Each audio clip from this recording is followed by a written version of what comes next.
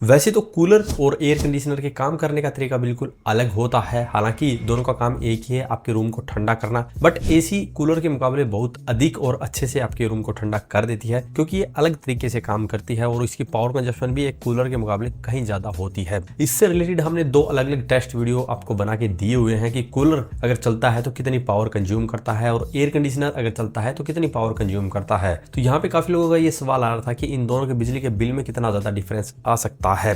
तो यहाँ पे हमने जो टेस्ट किया था, हमारा कूलर वो 130 वोट के अराउंड पावर ले रहा था जब हम उसे फुल कैपेसिटी पे चला रहे थे। बट यहाँ पे मार्केट के अंदर आपको 250 वोट एवं 400 वोट तक की पावर कंजप्शन वाले भी कूलर मिल जाते हैं। तो इसीलिए हर एक कूलर की जो पावर कंजप्शन है वो अलग अलग रहेगी। यहाँ पे हम एग्जाम्पल के लिए हमारे कूलर का यूज करेंगे जिसको हमने ऑलरेडी टेस्ट किया हुआ है। तो ये 130 वोट की पावर लेता है और अगर हम इसे 20 घंटे चला देते हैं तो ये 2.6 यूनिट्स पावर कंज्यूम कर लेता है, यानी कि लगभग 2.5 यूनिट इसको चाहिए पूरे 20 घंटे चलाने के लिए। वहीं पे दूसरी तरफ बात करते हैं एयर कंडीशनर की, तो हमारे पास में 1 टन का भी एयर कंडीशनर है, 1.5 टन का भी एयर कंडीशनर है। 1 टन के एयर कंडीशनर की बात करते हैं तो ये लगभग 1400 वोट से शुरू होता है और 1 घंटे में लगभग 1.5 यूनिट के करीब बिजली की खपत करता है। वहीं पे जो हमारे पास में 1.5 टन का एयर कंडीशनर है वो लगभग 1800 वोट तक की पावर लेता है और 1 घंटे के अंदर वो 1.8 यूनिट्स तक कंज्यूम कर लेता है। बट यहाँ पे जैसा कि कूलर है ये जब स्टार्ट होता है तब से लेकर जब तक चलता है तब तक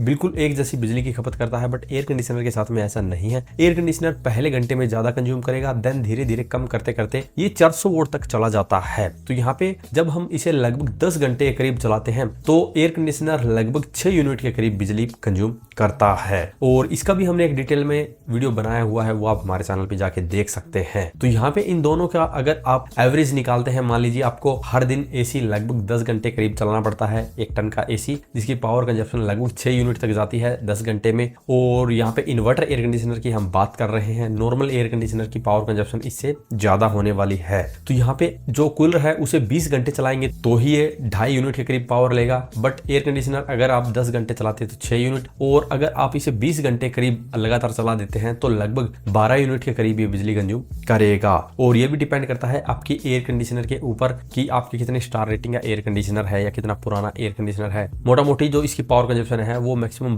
15 यूनिट तक जा सकती है। अभी भी मेरे रूम में एयर कंडीशनर मैंने चलाया हुआ है 1 टन वाला और इसे चलाए हुए लगभग 6 घंटे करीब हो गए हैं। इसकी पावर कंजप्शन अगर मैं दिखाना चाहूँ तो मेरे फोन से ही पता चल जाती है। तो ये अभी 566 वोट के करीब पावर ले रहा है। हालांकि जो एयर कंडीशनर की पावर होगी वो लगभग यहाँ पे 500 वोट के अराउंड ही होगी। ये जो एक्स्ट्रा 66 वोट की पावर है ये एक तो हमारा लाइट ऑन है इसका है, दूसरा BLDC फैन चल रहा है। हालांकि BLDC फैन भी हमने 2 की स्पीड पे चलाया हुआ है इसलिए इसकी भी पावर कंजप्शन बहुत कम हो जाती है। तो आपने देख लिया जैसे कि जो 1 टन का इन्वर्टर एयर कंडीशनर होता है उसकी पावर कंजप्शन अलग अलग रहती है, ये स्टार्टिंग में ज्यादा लेता है। तो अब इसके बिजली के बिल की बात करते हैं तो अगर प्रतिदिन आपका कूलर 2.5 यूनिट लेता है तो पूरे महीने के अंदर ये लगभग 75 यूनिट कंज्यूम करेगा। और वहीं पे एयर कंडीशनर की बात करते हैं, मान लीजिए ये 15 यूनिट प्रतिदिन लेता है तो ये 450 यूनिट कंज्यूम करेगा। अब अगर आपके यहाँ पे जो बिजली का बिल आता है उसका प्रति यूनिट का प्राइस लगभग 7 से 8 रुपए है तो आपके फैन का खर्चा आएगा लगभग 600 रुपए के करीब,